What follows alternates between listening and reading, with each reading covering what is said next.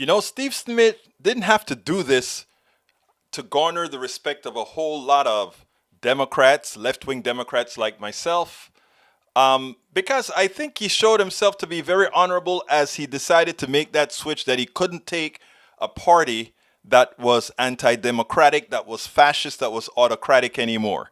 But I tell you what, this took courage. I tell you what, this earns even more respect. Not that he needed to do it, but it earned quite a bit of respect from yours truly. Check this out. We'll take it on the other side. And Steve, welcome to the side that is not independent anymore. You could have stayed in the independent status. What made you take that step from independent over to registered Democrat?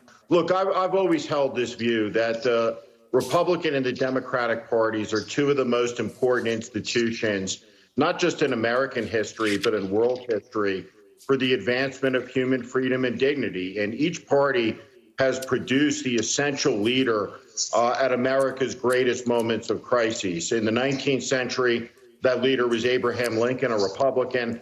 In the 20th century, it was a Democrat. It was Franklin Roosevelt, who saved capitalism, saved democracy, and ultimately, through his wisdom, the world in the fight against Nazism and Japanese militarism. I look at the Republican Party, and what I see is something that approximates what happened to the Whig Party, though we won't see it play out overnight. In 1856, when the Kansas-Nebraska Act was passed, allowing slavery to spread westward, it broke the Whig Party. It broke it geographically, politically, but most important, morally.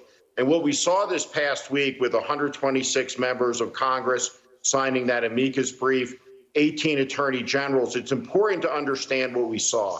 That wasn't a legal act. It was a junk lawsuit. It was like something out of a Seinfeld episode that would have been filed in court by Jackie Childs, right? What it was a political statement. It was a declaration.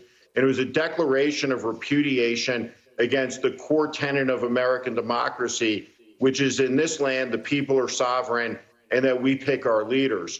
It's also important to understand what we watched in Washington, D.C. on Saturday night. We saw right-wing extremist political violence. We saw fascistic violence in the streets of the nation's capital. We've seen violence in our cities before. We've seen it this summer. We've seen riots where cities have been burned to the ground.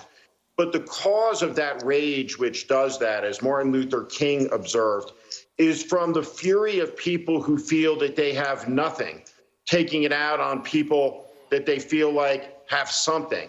That's not what this is. This is political violence incited by the President of the United States. And what I believe is, to the core of my being, for the rest of my life, we're in a fight now between an autocratic sensibility that's taken root in this country in 4 short years. And the leaders of the country are going to matter. And it's going to matter what party they come out of. The Republican Party, a majority of them voted for this autocratic moment. 90 of them that didn't. But, look, they're in a coalition of conservatives and autocrats, and that's bad for America. The party that's going to defend American liberties, the Democratic Party, and that's why I joined it. I'm a single issue voter now. I believe in American democracy, full stop. And that's what's going to be on the ballot in every presidential election going forward. And our side can't afford to lose an election because it may be the last one. You know, that man gets it. And both those of us on the left, those of us in the middle, those of us in the center have to understand the battle that we're up against now. He gets it. He gets it. You may not agree with a lot of his policies, but he gets it, and he has joined the appropriate side to make sure that we actually get stuff done. Let's welcome the brother into the party the way we should. We spend a lot of time deconstructing the news, trying to parse it into a form that everybody can understand. We try to find those little nitpicks where it flies above the fray, etc. If you really like these videos that we do, I want to ask a big favor. Please go ahead, number 1, subscribe to our channel, and number 2, please join if you can. Thank you so kindly for watching. Keep watching. Please remember to share. We must populate the entire internet with our progressive message, a message that we know is what most Americans say that they want. So help us, please join.